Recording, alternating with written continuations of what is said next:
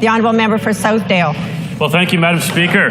Our rising legislature today Order. talk about the NDP's abysmal record of broken promises to the people of this province. Yes. When asked if he'd be raising the PST, former Premier Greg Selinger said it was ridiculous nonsense, Madam Speaker. Yet in 2013, they indeed raised it by 1 percentage point.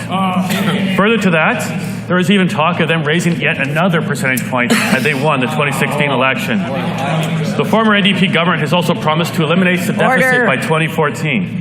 Yet another false promise, as the deficit soared in 2011 and continued 2012, 13, and 14, the very year they promised to eliminate the deficit by.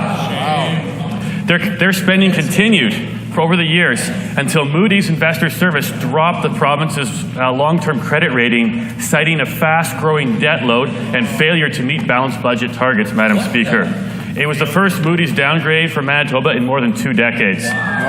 This undeniable proof of failure was contrary to the NDP's promise of a balanced budget.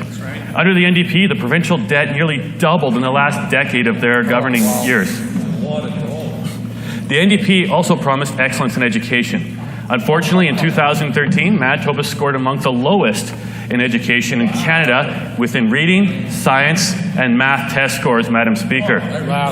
They further failed our children of this province. For according to the Manitoba Child and Family Report Card 2015, Manitoba has saw some of the highest levels of child poverty in this country. The NDP made further promises that under their governance, Manitoba Hydro would be prosperous, yet another false promise. Instead, they wasted taxpayers' dollars. When Hydro Management proposed building a new transmission line via Pole 3 on the shorter, less expensive side of Lake Winnipeg, the NDP government intervened and reversed that decision. They directed the Crown Corporation to build a line on the much longer west side of the lake, even though there was no compelling reason to do so, Madam Speaker.